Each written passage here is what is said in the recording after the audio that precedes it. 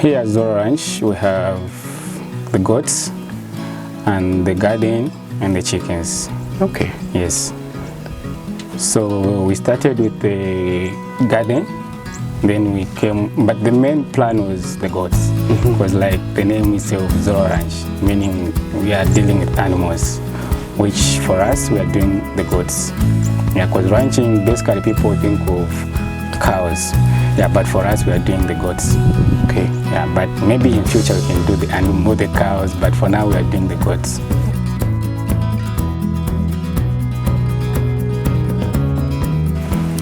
Greetings everyone. We're at Zoller Ranch in Chongwe and we are with the Joseph Zoller and Teddy Mwale, manager of Zoller Ranch. Thank you for having us here. Yeah, welcome and thanks for checking it out. Yeah. Yeah, it's been like coming up on 1 year that we've had the ranch, right? You came here in February 19th. Wow. Yeah. Wow. So we've fast-tracked it a bit, but I think we're finally settling into the infrastructure and the ability that we have here to make it work, because when you first start off, there's a lot of costs that go into making it. So one thing I should say, here we're sitting in our Nsaka, like this was kind of our last big project where it's like, this is not like functional in terms of the farm operation. So it kind of feels like, okay, now we've moved into, we can do something where we can enjoy it. We can bring the family, we're not dealing with the borehole and the chicken house and the goat house and the fencing and stuff like that. So this place is very special to me because it feels like, okay, now we've settled in, we can start doing things for our own enjoyment that we want to do. A milestone. Yeah. It's like, just kind of an indication that we've done what we need to do production-wise, and now we can start to enjoy it, and maybe even setting up a small house, some living quarters, stuff like that. And we've talked about doing something like dormitory style, because we're going to eventually need more staff. Ted needs some help because he's basically running 3 different facets of the operation with the goats and the chickens and the garden. So that's our next goal, is to expand outwards. Yeah. Okay. And you mentioned that you studied at the cooperative college. This is something that rarely gets mentioned when it comes to setting up any kind of project, is the preparation, the knowledge gathering that goes into it, and the patience that's needed. How was that, and how long did it take? No, it was good. I mean, the course was only like a month long, but it was like one-on-one, so it was very interactive. It was more just like you and I sitting here talking back and forth, not some boring old guy sitting up at the blackboard, writing notes and stuff. It was more like bouncing ideas, I would say. So that was very helpful for me because it was more practical, I would say. Yeah, so I would really encourage anybody that's interested to find those resources. It doesn't have to be at the cooperative college. It doesn't even have to be a short course, but there's tons of stuff out there that people can use and utilize and learn from. Yeah. Okay. Yes. And so you are the manager in this project? Yes, I'm the manager. Okay, that's great. That's great. And so let's zoom out a little bit from Zoller Ranch and zoom in a little bit on you. Okay. What gave you this interest to be in farming? Farming, basically, my interest when I completed my secondary school, I wanted to do business management. But unfortunately, due to circumstances, I found myself doing general agriculture, which was a trade certificate, a 2-year trade certificate. Yeah, I did that at Chiota Trade School, which is in Rufunsa. Thereafter, I worked for Zoller Ranch, which is in Chongwe. I worked for Cattle and Acreage, which is in Wapula. Then eventually I found myself at Zoller Ranch. Wow. Yes. Wow. I've been doing this for a while. Wow. This should be maybe my 6th year in agriculture. Wow. Yes. Wow. You sound like you have a lot of experience. No, not a lot, but quite. I mean, good from what I've experience. seen, on the farm, you're doing well. Yeah, you're doing well. We're trying. Yes. So goats. You got fascinated with goats. You wanted to start goat farming, but now we're here and there's like 2 other projects going on. How does that happen? Yeah. So, like Ted will tell you, like when we first started, it was goats, right? But then we realized quickly, like, goats don't make you money every day. So that's when we pivoted towards the layers, so that we have some sort of revenue that's coming in. So yeah, for me it was, I mean, it was a bit of a challenge because, like I said, in my mind it was just the goats. I wanted just a goat farm, but the layers were a very good blessing because it allowed us that daily revenue. We could serve the community. We became very popular very fast because our goal wasn't to take stuff to market and sell. We sold locally almost exclusively. If we had like a stockpile of trays, then we would have to make the decision, okay, we'll go offload. But for the most part, we were able to sell to, local folks that are our neighbors. So that just allowed us to bring in some revenue, not eat into the savings. Have you been with Zoller Ranch from the beginning? Yes. Okay. I was here before any project started. Ah. Yes. Okay. All the projects that are happening here, I've been managing them. Yes. I've been here from scratch. Okay. Wow. Yeah. Wow. So how? So so you come, you said you started with the field. Yes, we started with the field. With the field. How do you go about preparing for a new project? So like so a scenario is you've started the field, and then you say, okay, now we're going into. You said the chickens. The chickens. The chickens were next, huh? Yes. So how did you prepare for that? When, like I said earlier, when I was employed at Zoller Ranch, I was told to say the farm is a ranch, not a farm. This is a ranch, not a garden farm. So I was like, oh, okay. So what are we expecting at the ranch? And then he was like, we are expecting the goats. Then eventually he came up with the idea to say the goats cannot give us money on a daily basis or a monthly basis, but I myself need money on a monthly basis because I'm working. Yeah, I need a salary at the end of the month, so that the goats can give you monthly income. So it was like, oh, the goats are our main target. Then we came up with the idea of the chickens. Then we had the projects running, the building and the whatever, and then it was like, oh, I can't be seated and doing nothing. Can we do this? But basically, and previously I was doing more of the gardens. Yeah. All these farms that I've worked with, we are doing more of the gardens and less of the animals. Yes. Even when you come to the locals, they prefer more of the garden and less of the animals. So I was like, I know this. Before we start before the chickens come in, we have the water running, we have the land. So what can stop me from doing the garden? That's when I started up with a small garden. But we had challenges because by then we had not fenced the farm. So we had cows from the neighbors vending into the gardens. Then at the end we had to fence off the farm. Then we were good with the garden. Okay. So yeah, because we started with, that was rape. We did rape and some cucumbers and the chili. But with the chili we still have them. The one that we planted last year, we are still harvesting right now. Okay. Yes. Okay. That's when now we finished the goat house, the poultry house. Then the chickens came in. Then we stayed for maybe 2 to 3 months. The goat house was done.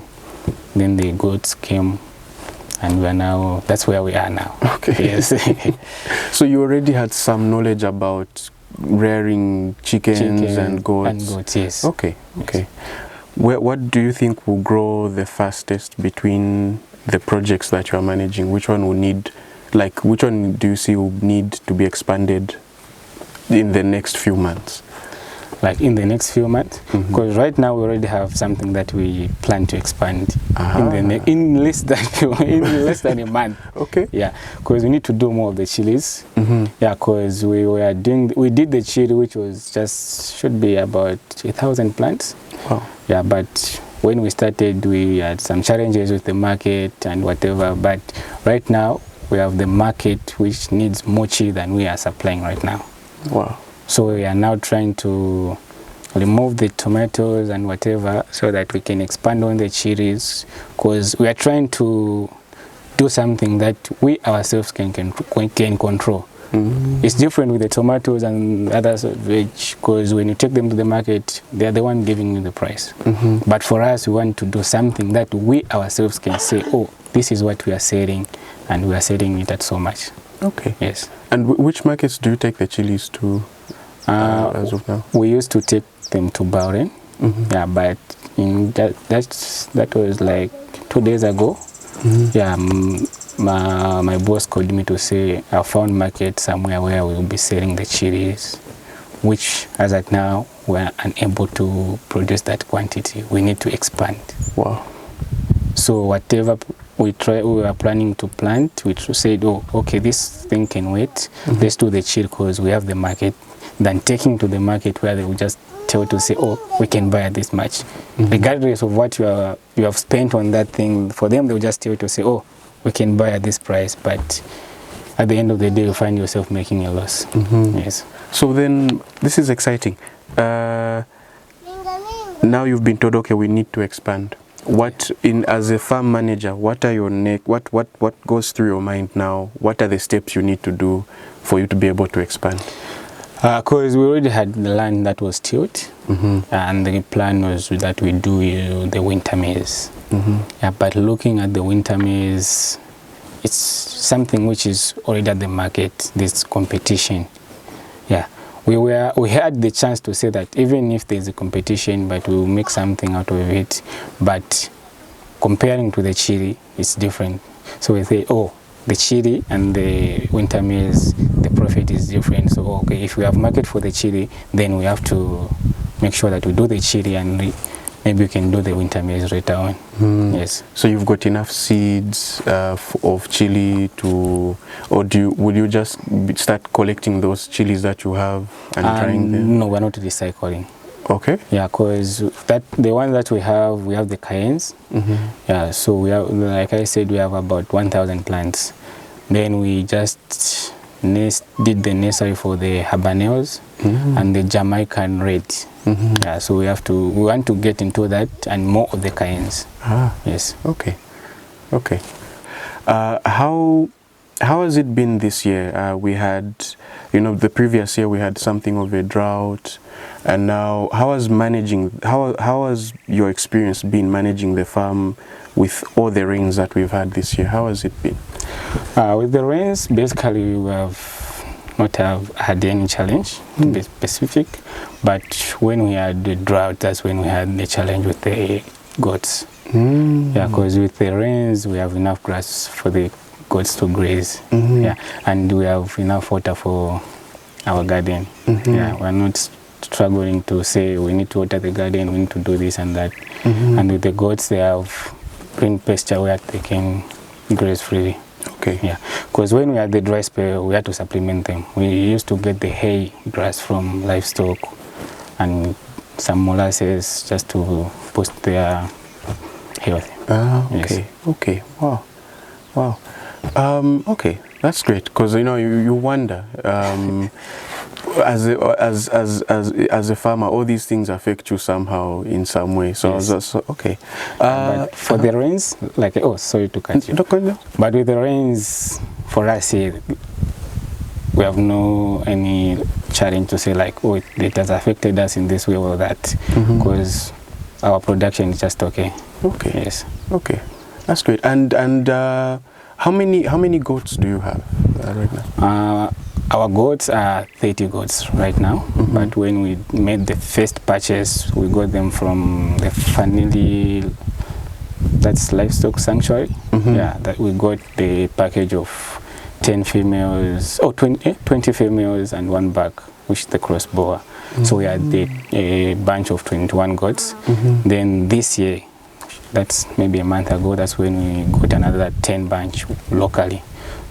Yeah, so we have 30 goats. Okay, yes. and 30 goats. This, you said this is 5 acres of land? This is 11 acres. 11 acres? Yes, it's 4.7 hectares.